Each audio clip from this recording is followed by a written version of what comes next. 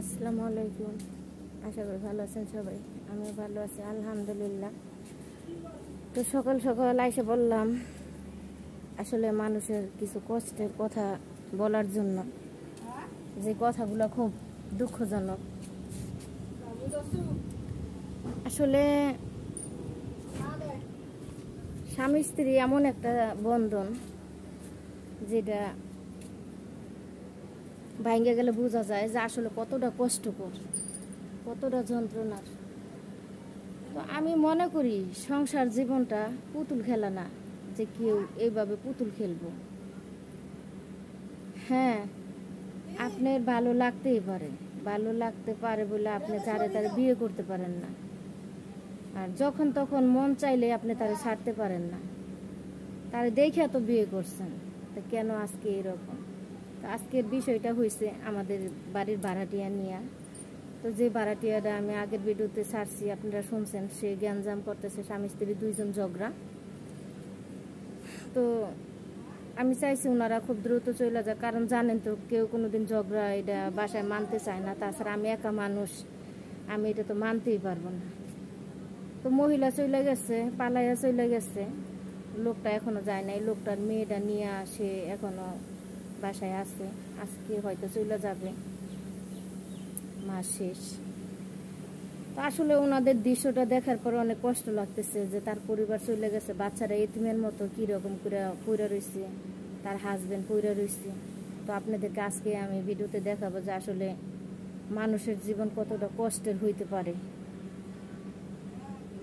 তো আমি চাইবো এইটাই, যে কোনো ভাই বোন যেন কখনো আবেগে না পড়ে বিয়ে করে, আবেগে পড়ে বিয়ে করে। তো আবেগে পড়ে বিয়ে করা যাবে না, বিবেক দিয়ে দেখতে হইব, বিবেক দিয়ে দেখা তারপরে বিয়ে করতে হবে। তো আসলে মানুষ আবেগে সব কিছু কইরা থাকে, এখন বেশিরভাগই বিবেকে কাজ করে না। তো আমার ক্ষেত্রে ওই রকম হয়েছে, তো আমার হিসাব বাদ দিলাম। মানুষের কষ্ট দেখতে পারি না, আমার অনেক কষ্ট লাগে। আজকে আপনাদেরকে দেখাবো যে মহিলা যাওয়ার পরে কতটা অসহায় হয়ে পড়ছে বাচ্চার তার স্বামী। আসলে কি মহিলা ঠিক হয়েছে? আপনারা কমেন্টে বলবেন যে মহিলা যে কাজটা করছে সে কি ঠিক করছে? সে কেন বিয়ে করলো তারে, বা কেন এরকম হইতেছে? আজকে আর আমি গ্যাঞ্জাম রাখতেছি না, আজকে ওনাদেরকে চলে যাইতে বলবো, কারণ আমি এগুলা মানতে পারতেছি না, নিজের কাছে কষ্ট হয়। আসলে মানুষের জীবনটা কতটা কষ্টকর, মানুষ কতটা কষ্টে থাকলে এরকম হইতে পারে। তো আপনাদেরকে এখন দেখাবো আমি যে তারা কিভাবে অসহায়ের মতো পইরা রয়েছে, বাবা আর মেয়ে, তার সন্তান, 4-5টা সন্তান রাইখা মহিলা এইভাবে চলে গেছে। দুঃখজনক।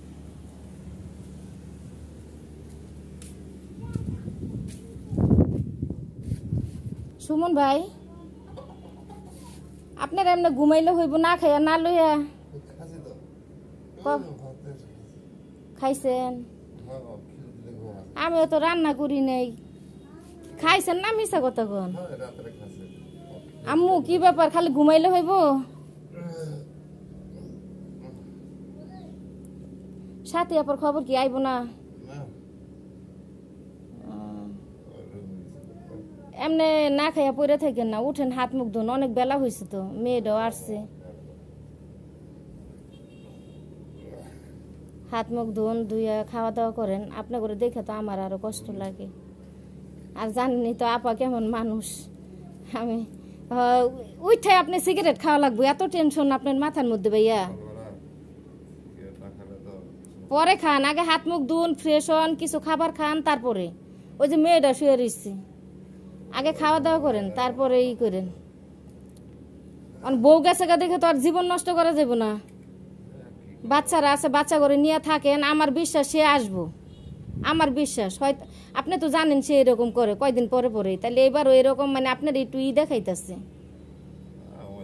বুঝছেন না? কালকে আবার আমারে বললো, কয় আপা একটু শাস্তি দিতেছি, ফোন দিছিল, কয় একটু শাস্তি দিতেছে। কিসের শাস্তি দিতেছেন? আমি বুঝাইছি, আমাকে সংসার নষ্ট করেন না। তো যাই হোক, হাত মুখ ধুন, ধুয়ে খাওয়া দাওয়া করেন, টেনশন করেন না। আইসা পড়বো, বউ আইসা পড়বো, বউ লেগে চিন্তা করা লাগবো না, আইসা পড়বো।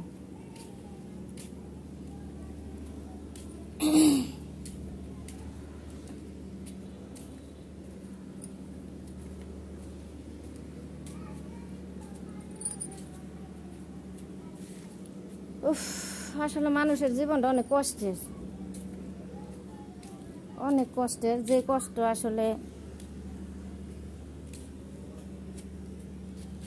বোঝানো কঠিন ব্যাপার।